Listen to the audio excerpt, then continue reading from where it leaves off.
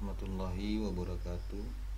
Kali ini saya akan memberikan tutorial bagaimana cara mengoperasikan aplikasi ESPP. Nah, sebelum masuk ke tutorial, saya akan jelaskan beberapa hal tentang aplikasi SPP.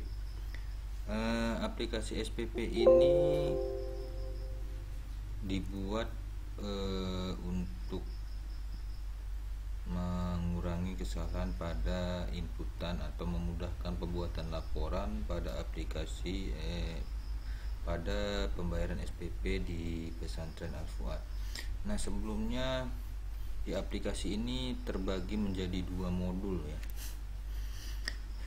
Yang pertama itu adalah pembayaran pembangunan dan biaya lain. Kemudian ada lagi modul pembayaran SPP. Nah, sebelum masuk pembayaran SPP, pastinya siswa itu mendaftar dulu. Nah, jadi di sini ada data siswa baru dan naik jenjang. Jadi pembangunan ini kalau dari strukturnya harus ada data siswanya dulu, baik itu data siswa yang baru daftar atau data siswa yang lama. Kemudian data-data siswa ini akan dibuat rencana pembayaran biaya. Jadi setiap siswa harus direncanakan dulu apa yang harus dibayarnya, misalkan biaya pembangunan, biaya seragam, dan biaya lain. Kemudian daftar rencana pembayaran. Setelah dibuat rencana, maka akan muncul daftar rencana pembayaran biaya. Barulah di sini akan bisa dilakukan transaksi pembayaran biaya. Nah, jadi kalau tidak ada rencana, maka tidak ada daftar yang akan dibayarkan, begitu. Jadi ada data siswa melakukan atau keuangan melakukan rencana pembayaran untuk siswa, barulah muncul daftar bayar, kemudian transaksi pembayaran biaya, baru muncul laporan pembayaran dan laporan tunggakan. Nah, kemudian untuk SPP sama juga seperti data pembayaran pembangunan, dia harus ada data siswanya dulu. Kalau belum diinput dulu. Nah, baru muncul rencana pembayaran untuk siswa. Siswa ini dilakukan perencanaan dalam 1 tahun selama 12 bulan. Jadi diinput setiap siswa itu 12 bulan, barulah muncul daftar rencana dari perencanaan dalam 1 tahun. Setelah daftar rencana ada, barulah bisa dilakukan transaksi pembayaran. Jadi kalau ada siswa tidak ada transaksi pembayarannya, tidak ada rencananya, maka tidak dapat dilakukan transaksi pembayaran. Nah, setelah dilakukan transaksi akan didapat laporan pembayaran dan laporan tunggakan. Nah, jadi siapa yang sudah bayar di daftar transaksi akan muncul sudah membayar, dan yang enggak akan muncul di laporan. Nah, bagaimana cara mengoperasikannya? Ayo kita masuk ke aplikasi. Nah, sesuai yang diarahkan, silakan login sesuai dengan user masing-masing. Nah, untuk melakukan pembayaran SPP atau pembayaran pembangunan, yang terutama dilakukan itu adalah pengelolaan data dasar. Data dasar ini maksudnya data tahun ajaran. Nah, tahun ajaran. Oke, seperti ini.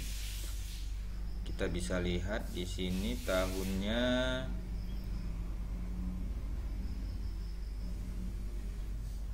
ya, dari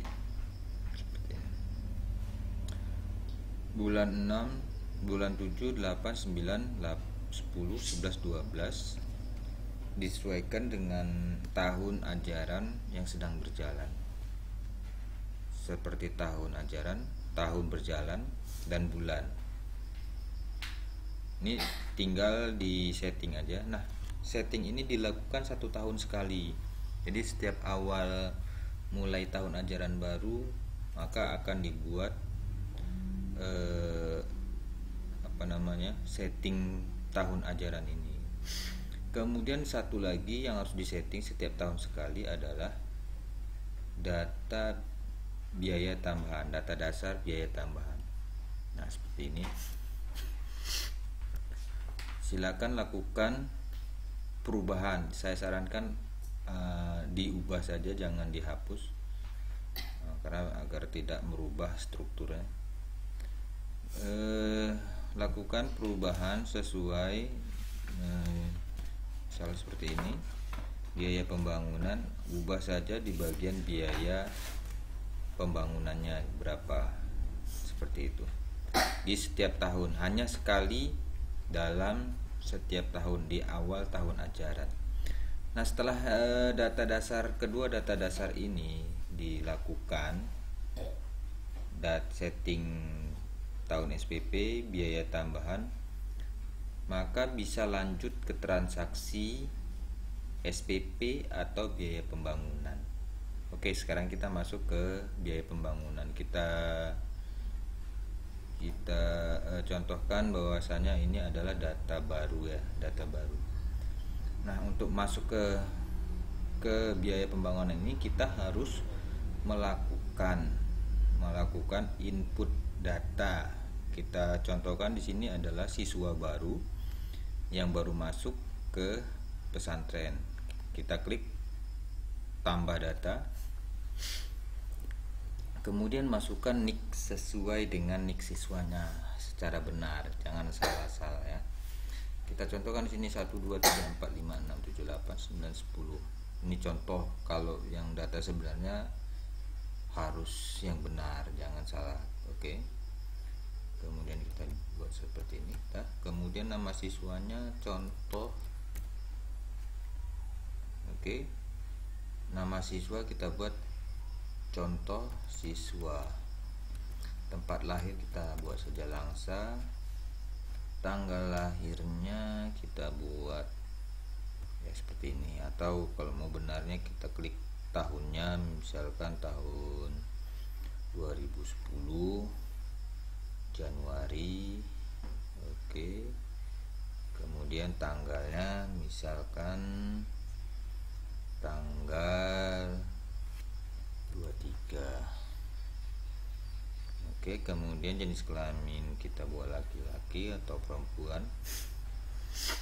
Kelas pastinya kalau baru daftar sepertinya kelas 7 ya, kelas 7. Kemudian jenjangnya MTS.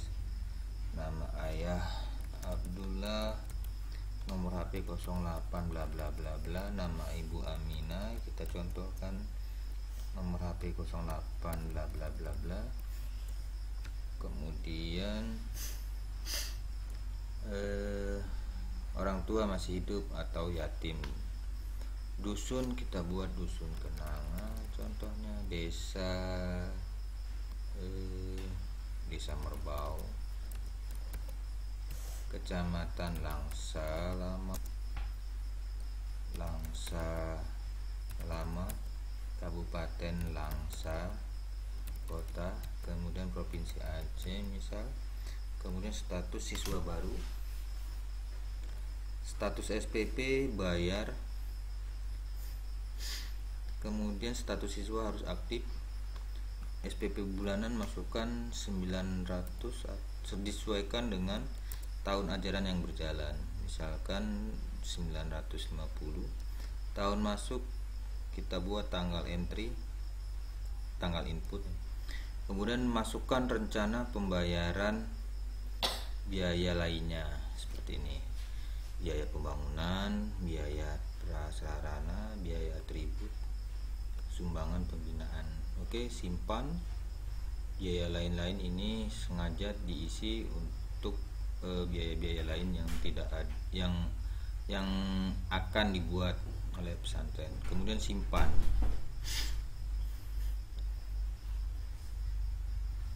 Oke, kita buat tadi siswa baru. contoh siswa baru. Nah, ini contoh siswa baru. Oke, sudah masuk datanya. Kemudian kita lihat di transaksi biaya pembangunan. Nah, di sini ada namanya contoh siswa baru. Total bayar masih 0, status belum lunas. Untuk membayar biaya pembangunan tadi bagaimana? Klik tombol bayar. Kemudian nah di sini detailnya akan muncul. Nah, setelah tadi di input datanya, kemudian kita rencanakan biaya pembangunannya, baru bisa membayar uang biaya pembangunan dan biaya lain-lain. Nah, untuk pembayaran bagaimana ya? Kita langsung klik bayar. Ya, di sini contohnya cash. Kemudian status lunas atau belum lunas. Kalau lunas kita anggap saja di sini belum lunas. Oke. Dia baru bayar di sini 5 juta. Kita anggap saja 4 juta. Oke, 4 juta. Kemudian keterangan lunas.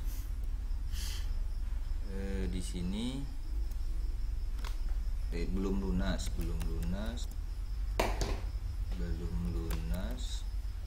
sisa 1.500.000. Oke, tanggal pembayaran tanggal 19, simpan transaksi bayar. Oke ya, di sini kalau dia belum lunas maka kwitansi akan berwarna abu-abu. Yang dibayarnya baru 4 juta, yang belum dibayar sisanya di keterangan. Nah, untuk lihat kwitansi, ini kwitansi sementara. Kita lihat seperti ini kwitansi sementaranya. Nah, jadi ada sisa pembayaran. Kemudian bagaimana jika dia melunasi? Klik lunasi. Ya, masukkan lagi lunas, kita anggap lunas. Yang sudah bayar 4 juta, sisanya 1.500.000. Oke, tanggal bayar kita anggap aja hari ini atau hari lain, simpan. Oke, kwitansi berubah menjadi warna hijau, artinya pembayaran sudah lunas. Keterangan 400 tambah 500 pelunasan. Oke, kita cetak kwitansi seperti ini. Ya, tinggal cetak. Di sini ada arsip, satu untuk arsip, satu untuk siswa. Oke, status lunas. Nanti ini untuk ini nanti akan diperbarui, disesuaikan dengan ini ya. Oke, kemudian ini sudah dilakukan pembayaran ya, pembayaran SPP pembangunan untuk satu item. Selanjutnya sama seperti pembayaran biaya pembangunan, silakan bayar sampai kita contohkan ini kita bayar lunas semua. Bayar lunas, keterangan lunas, tanggal bayar, tanggal aja tanggal 23 transaksi, simpan. Kemudian biaya atribut lunas,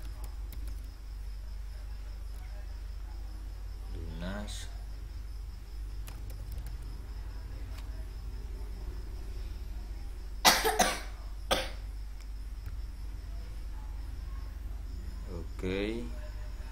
Kemudian untuk biaya sumbangan pembinaan SPP dan untuk bulan pertama.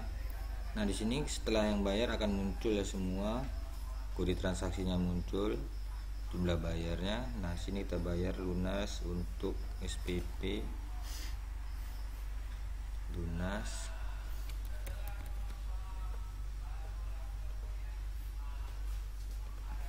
Simpan transaksi. Oke, nah ini sudah lunas semua. Kwitansi sama juga seperti di atas. Nah, kemudian untuk pembayaran SPP bagaimana? Nah, untuk pembayaran SPP kita kembali ke data siswa, kita harus mengelola atau merencanakan dahulu seperti yang sudah saya jelaskan di presentasi di awal, bahwa semua harus direncanakan. Kita anggap saja tadi contoh siswa. Kalau tadi yang pertama adalah kita melakukan tambah data untuk pembayaran pembangunan. Nah, ini untuk SPP selama 1 tahun. Nah, bagaimana caranya? Kita klik action, kemudian set SPP. Nah, kita contohkan seperti ini. Nah, di sini si contoh siswa tadi, si siswa ini sudah membayar di bulan Juli 2021 untuk tahun ajaran 2021-2022. Jadi dia tidak perlu diinput untuk Julinya perencanaannya, hanya diinput selain di bulan Juli. Kita contohkan select all, kemudian hilangkan Julinya, kemudian tambahkan. Oke. Nah, di sini akan masuk dia 12, sejumlah 12 bulan. 1 bulan Juni ini sudah dibayar. Seperti itu ya. Nah, kemudian setelah dilakukan input setiap siswa seperti ini, baru akan muncul daftar bayarnya. Nah, daftar bayar untuk siswa ini. Oke, kita masuk ke transaksi pembayaran SPP. Kalau tadi pembayaran pembangunan, sekarang masuk ke pembayaran SPP. Nah, kita pilih status pembayaran yang belum bayar, karena si contoh siswa tadi belum bayar. Masukkan nicknya, kemudian tampilkan. Nah, di sini akan muncul sejumlah 11 bulan yang dia belum bayar. Nah, kita contohkan ini dia bayar bulan Juni, Juli. Nah, tadi kita anggap saja dia bulan Mei ya. Bayar di bulan Mei. Oke, bulan Mei bayar bulan 5 tahun 2022, cash, lunas, reguler. Nah, sini ada jenis bayarnya, reguler, free atau diskon. Oke. Kemudian keterangan lunas. Sini tanggal bayarnya, tanggal sekarang, simpan. Oke. Nah, kenapa dia tidak muncul ya? Dia karena sudah lunas, masuk ke kategori lunas. Nah, kemudian kita lihat di bulan Juli, Mei dia sudah bayar ya. Di Juli dia bayar melalui biaya pembangunan, kalau di Mei dia melalui transaksi pembayaran. Oke, sampai di sini tutorial untuk pembayaran. Nah, kemudian ada laporan ada laporan biaya lainnya. Kita anggap tahun 2022 seperti ini. Nah, ini contoh siswa tadi, total biayanya